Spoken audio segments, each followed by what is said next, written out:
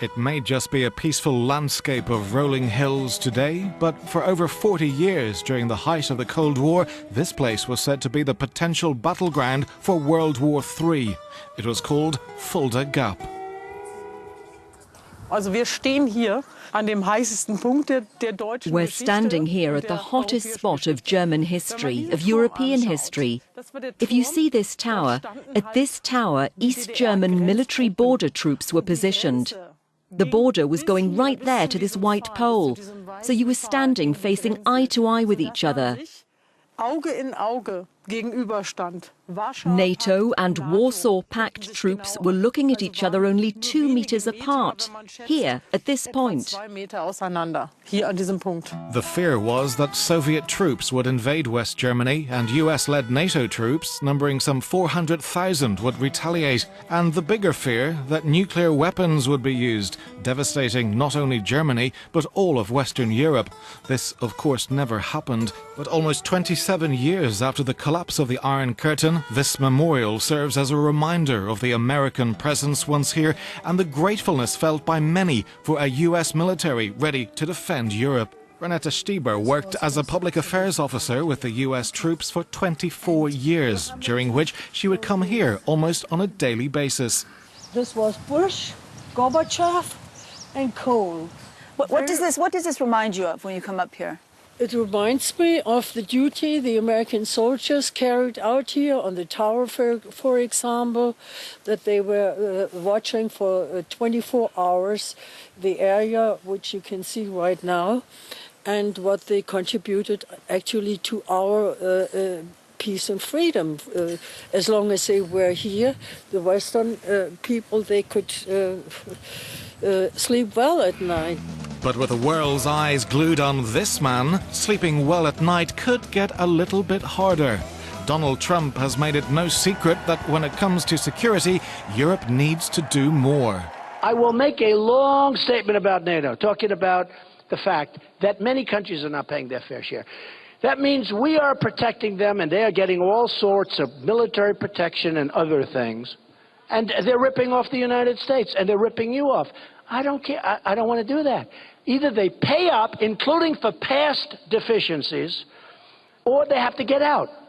And if it breaks up NATO, it breaks up NATO. For Trump, it's payback time for all the years the US sheltered Europe during the Cold War. He has stated the fact that only 4 out of NATO's 28 members pay the required 2% of their GDP in defense. But how do his European allies feel about this and him?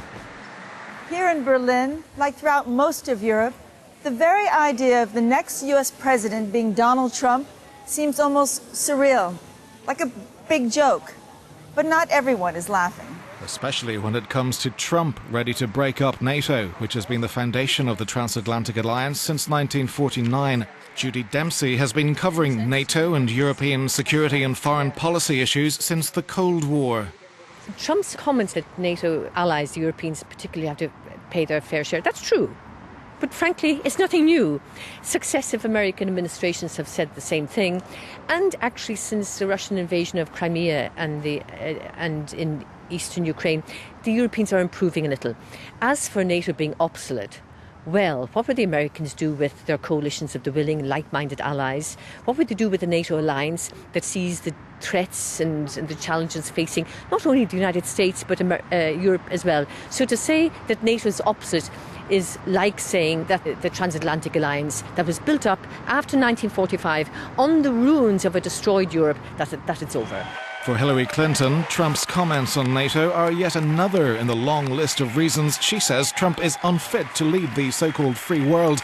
But despite the praise for NATO and its allies, she's given less concrete details than Trump on its future.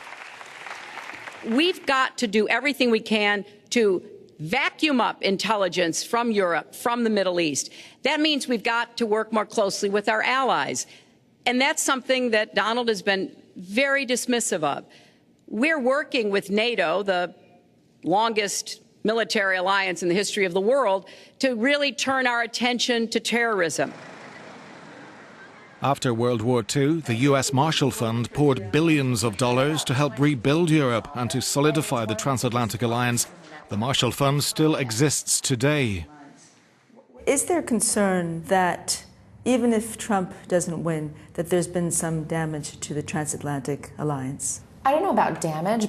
Trump has expressed extreme views, and people are aware of that. But there is an acknowledgement that if Hillary Clinton becomes president, she will also expect a certain change in course when it comes to Europeans putting in more of a financial support behind collective security in NATO, taking on more of a responsibility when it comes to dealing with global challenges. So I do think that there is an expectation that things will be different. There's little doubt that on both sides of the Atlantic, NATO's raison d'etre is not what it was when Europe was divided. But for some Europeans, regardless of who will be the next president, the ties that bind will always be there. But you feel still very pro-American. I will always stand up for the Americans, always.